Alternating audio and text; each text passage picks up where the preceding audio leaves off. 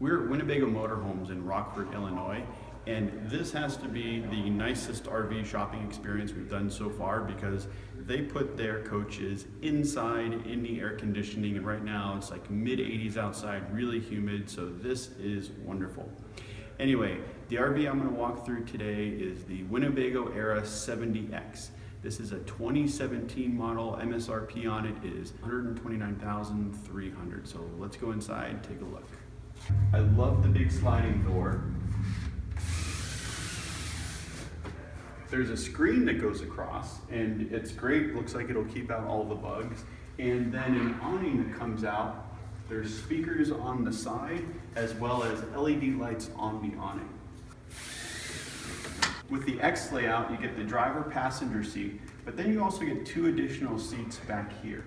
There is a table that sets up in the middle, goes back with a king-size bed that folds out in the back. Now to the side of the entrance is your control panel. Up here there is a solar charge controller. Here is a touchscreen. Now this is the first time I've seen this in a Winnebago. It looks like you can control your lights. It also shows you all of your tank levels along with your batteries. You can put your awning in and out through this. Now there's some different features on here. I'm not going to go through the whole thing, but this is pretty cool to have everything right at your fingertips. This is the master light switch. You can control individual sections or just turn everything off, turn it back on. Now I'm able to flip both of these seats around. They're really comfortable and they make a great addition to this living area. There is a pedestal table that fits in right here. With a lot of the RVs we've been looking at, there's always a step up from the cab into the living room. This is a level floor across both so that your knees aren't up in your chest when you're sitting here. So this, for me, is a great layout. Kate actually would probably want to get rid of both of these chairs because it's just the two of us. But these are great if you are carrying multiple passengers and you want them to be comfortable with, you know, decent chairs and seat belts as you're driving down the road. So right above the living area, you have some nice storage space. So there's a big overhead cabinet in here. I can actually reach my hand all the way in. That might be a little difficult to get to if you're short. A lot of storage along the side here. That actually goes down the whole side of the coach. Each one of these is actually a pass-through, so you can get from one to another if you have long items you want to put up here. So the fan above me not only sucks air out, but you can reverse it and bring air in. Now along the roof of the whole coach, starting here and going all the way back, are these nice LED light strips. This is providing a ton of light in here. There is also a smoke detector up here along with your TV antenna. Now coming into the kitchen, there is a single sink on this side and a cutting board that comes off the top. You can also use this to cover the sink so you have more working room. One of my favorite features of the kitchen is actually the stove top. Now, we've seen a lot of 3-burner stoves, but we've never seen them in a configuration like this. And personally, to me, I think this works better. It has a small burner on the left, medium burner in the middle, large one on the right. So you can have a small pot going on the left, your bigger pot boiling water, frying stuff up on the side, and this would be great for Kate and her cooking videos. And of course, Kate's favorite feature about this RV are the windows. There are windows along the entire side of this coach, right in front of the kitchen, so she can see out while she's cooking. There is a lot of overhead storage, and again, this goes all the way down. Now below the sink are actually 3 sets of drawers. You have a really big one up here, kind of a medium-sized one here, and then a small one for little odds and ends at the bottom. Next to the drawers is a small Norcold fridge. This has a freezer on top with your refrigerator section down below. There is also an outlet up here for the kitchen. So for all your kitchen appliances and everything else that you're putting up on the sink, you've got an outlet right here. Now right next to the fridge is a nice convection oven, microwave. And then there are 2 drawers below that.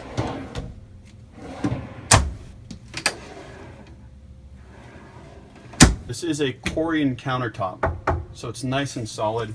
There is another light switch back here, an additional outlet, and they've included a USB outlet as well. Across from the kitchen is the bathroom.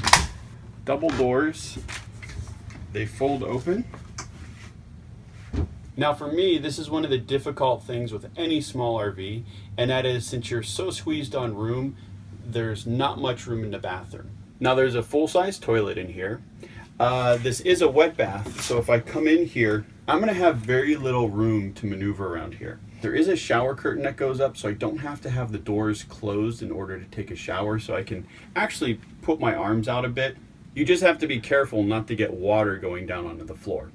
But that said, one of the ways around this will be getting to use the campground showers and things like that, so we only use this if we're boondocking and we're out in the middle of the desert or something. Another feature they've added is they have a very small vent in the bathroom, which is great for helping that humidity and everything get out when you're taking a shower. Plus, they've included an additional clothes rod that goes across here. You can also double this as an extra closet if you need to put additional items in here and move them out when you go to take a shower or use the bathroom. For an RV this small and having only a wet bath, they put an awesome shower head in here. It looks like there's a nice on-off switch for the water. Now on this side is a small sink. Behind me on this other door is a decent sized mirror with a small towel hook. Just in general, this seems like a small but functional bathroom for when we need to use it. Now the first question that came to mind for me is, in a wet bath, what do you do with your toilet paper? Well, apparently it goes under one of these things. Lift it up. There's actually a rubber gasket around here that, I guess is supposed to keep the water out. There you go. That's how you keep your toilet paper dry in a wet bath. Now moving into the back of the coach, there is an AC unit right above me. And to kind of give you an idea, there is a decent amount of headroom for something this small. I am 5'11" and I'm able to stand here without hitting my head, but if you are taller, that may be an issue. There is more room right here. This is almost like a TV/bedroom area. We love spaces like this because they're multi-purpose. Now it's really comfortable back here. There are also seat belts, so you can again carry more passengers. You've got a small screen TV right here. There is a Jensen entertainment unit up above. They've also included a stand for your table back here, so you can move it from the front to the back. You can sit here, have dinner, watch TV. So this is a nice area. Again, there are windows all around. Now in order to make the bed, this couch will fold down. You take the tabletop, you slide it in here, and these pieces will actually fit in the middle. So there's one piece on that side, another piece here, and then you have a king size bed. The nice thing about it is, since it's facing this direction, you don't necessarily need to crawl over another person to get out. So if I'm in bed over here, to get out to go to the bathroom, I have to go forward and not over Kate. We've seen a lot of beds that go this direction, and who's ever on the inside has to crawl over the person on the outside, and that's not going to be too much fun. Now, as comfortable as these cushions are, a lot of people use mattress toppers. They put them in here to get a really comfy bed. And it's a nice space. The only place that's going to be tight is on this side. You actually go under the cabinet. Now, right above me, there are two speakers and these nifty little LED nightlights. Now this area would not be complete if you didn't have cup holders. Now in the bedroom area, we love to get a lot of breeze going through. So there are windows here on the left, both of these open. On the right, there's another window that opens, but in the back, this is my favorite feature of the coach. Now these back windows don't open, but you can open both doors and you have a blackout shade there, so you can keep the doors open at night, but if you want a breeze, just pull down and you have a screen. So now you have that front sliding door with the screen, the rear doors open with a screen, and you can get a really nice cross breeze in here. There is a lot of storage back here too. First off is the wardrobe. Nice sized area.